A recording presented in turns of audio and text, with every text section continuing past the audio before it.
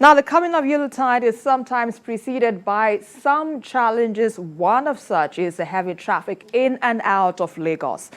Well, the gridlock at the Long Bridge at the Ogun State end of the Lagos-Ibadan Expressway, which is caused by the reconstruction of the road, has worsened amid suspension of work by the contractor.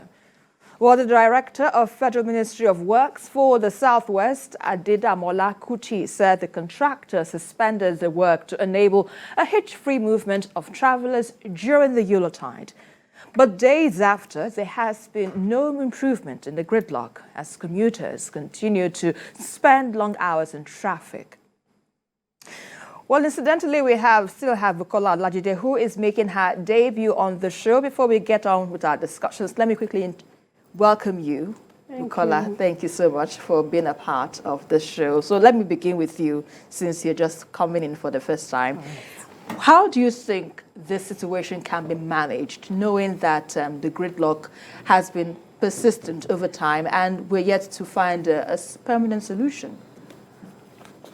I was actually expecting the government to have finished before this time, especially knowing that Yuletide is coming. And this is just about 130 kilometers, and it's been going on for 10 years. I think we can do better. And now that the government has admitted that they can't even finish before the Yuletide, I think that they can, allow the contractors to maybe do a kind of constructions, continue to expand the road so that people can be able to move. It's very, very painful. And in fact, I've been avoiding that Lagos-Ibadan Expressway for the past few months now. I don't want to suffer. It's not fair that just by 130 kilometers of road, and we have been doing it for the past 10 years. I think we can do better. Indeed. Yes, I think we should do better for our people. Babajide, I know you follow that road. I'm sure it is very, very hectic. What do you think can be done? It's terrible. Yesterday, we were somewhere in GRA, and my friend, who is the director of publicity at NYC, was being expected. So some of his friends who were waiting for him at the hotel where we were saying, Jide, you've not seen your friend since he lost his wife. Why don't you just wait? So I asked them where he was. They told me he was on Lagos-Ibadan Expressway. I said, our own internal auditor, chief internal auditor, spent 6 hours on that route. He was supposed to be part of the retreat. He spent 6 hours. He got to the hotel where we were doing the retreat just some minutes to 2. Remember, he left his house early. In the morning? Yes, and got there some minutes to 2. So something just told me it made no sense to wait for my friend Eddie Megwa. This morning I called him. I said, what happened? He said, they actually left Ibadan at 12 noon. 12 noon, no. He got to the hotel at midnight. So, full 24 hours or 12 hours spent on the road. How do you describe that? He got to the hotel at midnight, and other people were waiting. The coordinator for NYC here in Lagos, they were waiting. So, do you know that because of this delay that people go through and the excruciating pains that people face on that road, some parents who have their children in schools in Ibadan would rather have them fly into Lagos. A journey that ordinarily shouldn't be maximum 1.5 hours, maximum if you are not speeding. You now have to come to Lagos by flight. It makes no sense. But if you would come by road from Ibadan, there's no guarantee that you won't spend 7 hours on the road. So why put yourself through that pain when by flight in just 20, 25 minutes you are here? But in the essence of this situation, we know that the government is doing this for the good of the masses, so that it can have an expanded road network, so that everyone can ply that road without any hassles. But some would say, let us bear the hardship for the time being until we enjoy the roadworks, the smoothness of the road. Don't you think perhaps there's a little bit of pain for the gain in this regard? The pain is too much, and the construction of that road, especially the Lagos end, has been too slow. Too slow. Yes, people will argue that, okay, that is the built-up area, and all that. Definitely there will be greater traffic.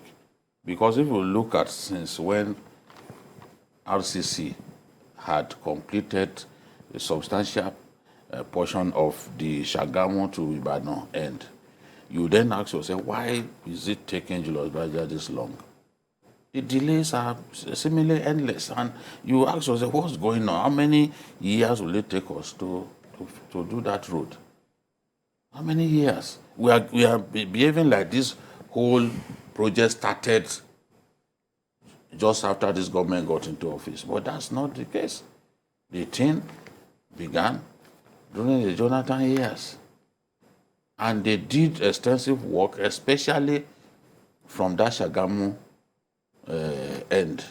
Is the portion that was given to Lagos-Ibadan that has been very, very problematic in terms of the delivery of the project. People want to see that road delivered, and we will actually promise that it will be delivered in December. But you and I know that road can be delivered in December. The rate things are going, because it doesn't end at Mowe. It ends somewhere, it terminates somewhere around the toll gate here. And when you look at what's being done, you know that they can't finish this year. They can't finish it this year. So the pain that people are experiencing will continue. Once you close, given the volume of traffic on that road, if you divide the road into two, it means you can't overtake the car in front of you. One, a lot of trailers come into Lagos. They will take the trailer will take about 2 or 3 lanes. In fact, you divide the road into two, the trailer will take more than 1.5 lanes. So how do you then overtake? And there are many on the road. So people have to be patient. Some people walk on Lagos Island, they wake up as early as 3 a.m. And these are people who will actually get home sometimes as late as 12 midnight. You now have to leave your home as early as 3 a.m. Some of our own staff here who have chosen not to sleep here will leave their homes at 4 a.m. and they won't still get to the office until 9. So people like Issa, the logistics man here, has been sleeping in the office. Because the alternative is to abandon your car and come by motorbike, which is against the law. You don't even expect to be riding on a motorbike on a very busy expressway. You are compromising your life to accidents. But Bukola, even though this might be of a Herculean task for motorists to ply this road network, would you suggest there could be another alternative, for instance? Although that is largely the main road, Lagos-Ibadan, do you think perhaps there should be another alternative to cushion the effects of these motorists? What would you suggest? I believe our governments, they don't really have the vision. If you really have the vision, in the last 10 years that they have been doing this expressway, they could have created an alternative road. The only alternative road that I'm aware is Ikorodu, Shagam, or Ikorodu Ijebu-Ode. Those are the only alternatives that are available. And Ikorodu Shagam is a little bit problematic, though the government is also working in that area, but they have not finished. Just as the Lagos-Ibadan Expressway, They have even abandoned it as far as I'm concerned. And Lagos-Ibadan Expressway, that one is, the road is not good at all. As far as I'm concerned, those are the only alternatives. Our governments are not too caring. If they are very, very caring, they just go abroad and enjoy themselves. Copy what they are doing, copy their infrastructure, copy the way, yes, copy their infrastructural templates, copy them. And let's have it. It's not only to go abroad, enjoy yourself, relax. When you are there, you don't even hear the noise of the generators. Can't you copy all those things? And you just leave people to be suffering on the road. Well, they'll tell you that they're working around the clock. It's just for us to have the patience. I agree with them. So I agree with them. They are working around the clock. But let's see the evidence of working around the clock. Let's enjoy it. Let's enjoy infrastructure. Also that since we are faced with this dilemma, this kind of problem, perhaps they should begin to work at night. It was a security reason that, so because of insecurity that caused them to not work at night. But this is a very important road, and the excruciating pain that our people are going through, in my view, should force a change of mind. Get them to work at night, get the place well lit, and they can work 24 hours. So in your position, this would help speed up the process of construction work? Certainly. If they will work day and night. I've seen them work at night, on some of their projects. So given how important this one is, they should be able to work day and night. Now, we've been told that they are going to vacate the site on December 15, which will enable our people at least enjoy the road a little bit. Traffic should be free.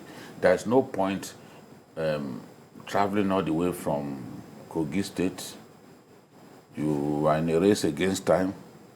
It took you 4 hours to get to Ibadan, and then you spend all of the 4 hours or more. You then spend it on a journey that is just about 135 kilometers. It makes no sense. Indeed. Let's really take this call from Abuja. Olalekon, he is on the line. Please go ahead with your contribution. Oh dear, apologies, we lost a call there. But if you can call us back, we'll definitely take you on Journalist Hangout. So before we quickly wrap up this segment of this discussion, Bukola, you've mentioned that, the government needs to look into, if it visits other countries, it needs to adopt some of the templates that these countries are, adopting, so that we can be able to enjoy the infrastructure that they're planning for the citizens. But if we're to look at it in a very simple way, what other alternatives? I know you're talking about other routes, but, can we look at using other alternative means of transport as against road network, for instance, so that we can limit the amount of road users. We can limit the amount of people that leave Lagos to Ibadan when you have the rail that, that the government is working on. Do you think perhaps we need to explore that so that we can reduce the amount of road networks that is in our country or in our state, for instance? Yes, you are right. We actually need to do more on the rail transport. Though there is rail transport from Lagos to Ibadan and from Ibadan to Lagos, but it's always like it's working today, not working tomorrow. And so, like you said, we actually need to explore that very much. A lot of us have traveled abroad, and we say you don't have to stress yourself from New York to everywhere. You can always hop on the train. I think what the government needs to do, maybe the next government, is to allow state governments to do linking roads, highway link roads from Ibadan. Allow state governments to take over highways. For example, from Ibadan to Lagos. They should have allowed the governments of Lagos and governments of Oyo to do it. Maybe the next government should have to have a rethink and allow governments to link highways to their capitals. But for now, I think in the nearest future, our government should think of this highway, this railroad. Final thoughts on this, Babajide? Yes, ideally, everywhere else that I know, except in some of the third world countries where development has not really kicked in. Yes. Rail transport is the best and most popular means of commuting. You are talking about commuting in large numbers. There's nothing like rail transport. You see, even the pictures of those Indians, you know that their trains are ferrying them from one point to another. There are usually very many. The road transport has put so much strain on our roads, and you can see the damage that those big trucks carrying cargo, cement and other things are doing, to our roads. When we were younger, a lot of us moved more via rail transport, and it was fun because in the night, and it even enabled you to know a lot of our communities, because in the night you stop at one train terminal, you eat, and then everybody runs into his coach again. You are off to your destination. In 1985, I went by rail to Kaduna, for example, and I really enjoyed it. Students, once they close for the holidays, once their schools close for the holiday, they go back home via rail. Even some of them in Ogun State, for example, as close as Ogun, east to Oyo State, they get into the train, and the train will take them to Ibadan. But it has become very unpopular. Rail transport literally collapsed, and all these big trucks began to now use our roads, which was not the case before. I'm telling you, even petroleum products, in those days, they were moving petroleum products through rail. Yes. But so today, need to revisit I can tell you a lot of our children have never entered a train.